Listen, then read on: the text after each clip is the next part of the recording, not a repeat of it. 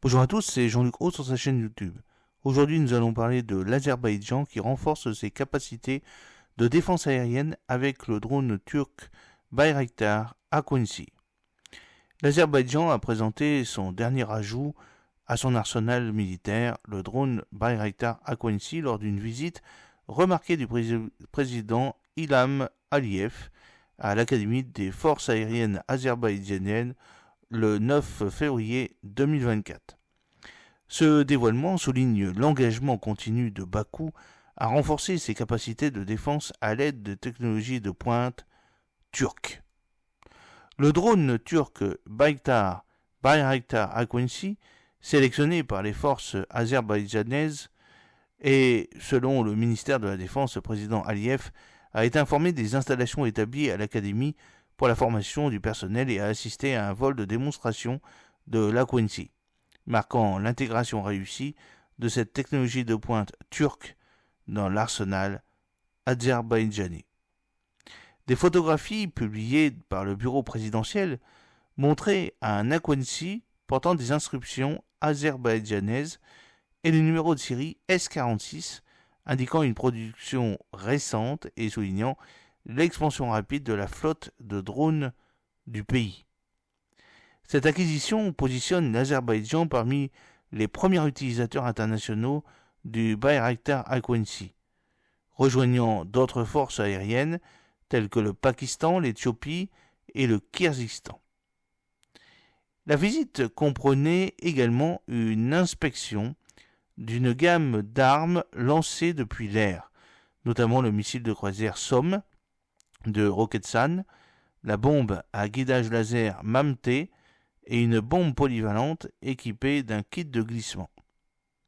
Bayraktar, le fabricant turc de drones, prévoit d'intégrer le missile de croisière Somme-A sur ce drone, dotant l'Akunci d'une capacité de frappe à longue portée de 250 km. Bien que le progrès scientifique de cette intégration n'ait pas été détaillé, des tests réussis avec le missile de croisière Katkir à plus courte portée ainsi qu'avec le MAMT et une bombe MK82 équipée d'un kit de bombes planantes guidées ont été confirmés.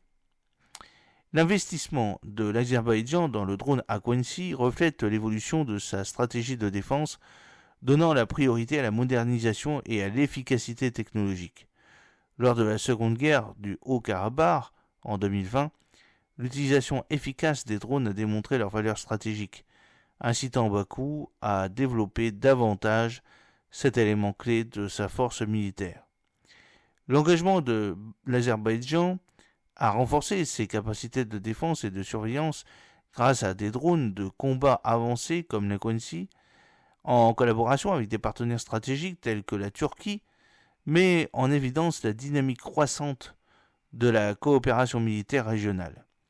Cette coopération s'étend au-delà des acquisitions de drones, pour inclure des projets ambitieux tels que le développement conjoint d'avions de combat de 5e génération, marquant une nouvelle ère dans les relations de défense entre l'Azerbaïdjan et la Turquie. Équipé d'une avionique à double intelligence artificielle, l'Akunci prend en charge le traitement du signal en temps réel, la fusion des capteurs et la connaissance de la situation. Il comprend des systèmes avancés, notamment des systèmes de support électronique, des systèmes de communication par satellite double, un radar RR, un radar anti-collision et un radar à synthèse d'ouverture. Conçu pour effectuer des opérations généralement effectuées par des avions de combat, il constitue un atout polyvalent pour les missions d'attaque au air-sol et air-air.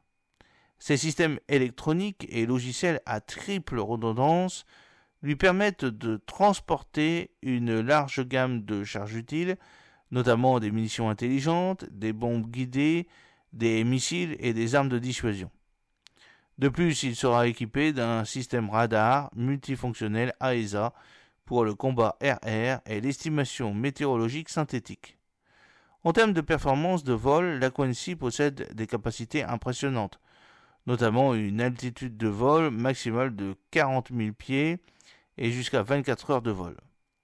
Il dispose d'un contrôle de vol entièrement automatique, de capacités de décollage et d'atterrissage automatique sans dépendance des systèmes au sol, ainsi que d'un décollage et d'un atterrissage automatique précis avec fusion de capteurs intégrés. Avec une capacité de charge utile de 1500 kg, il peut transporter simultanément une gamme variée de charges utiles et de munitions ISR. Le Bayraktar Aquancy est exploité à partir d'une station de contrôle au sol équipée de systèmes radio, de consoles de pilotage, de consoles d'opération de charge utile et de consoles d'exploitation d'images. Il utilise des bandes triples pour le contrôle de la lignée de visée LOS et la transmission vidéo, les opérations au-delà de la ligne de visée BBLOS étant prises en charge via la communication par satellite SATCOM.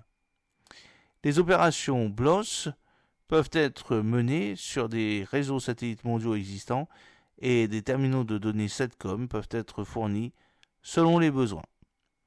J'espère que cette petite vidéo vous a plu. N'oubliez pas de cliquer sur le pouce pour la promouvoir, de vous abonner si ce n'est pas encore fait et de partager cette vidéo sur vos réseaux sociaux.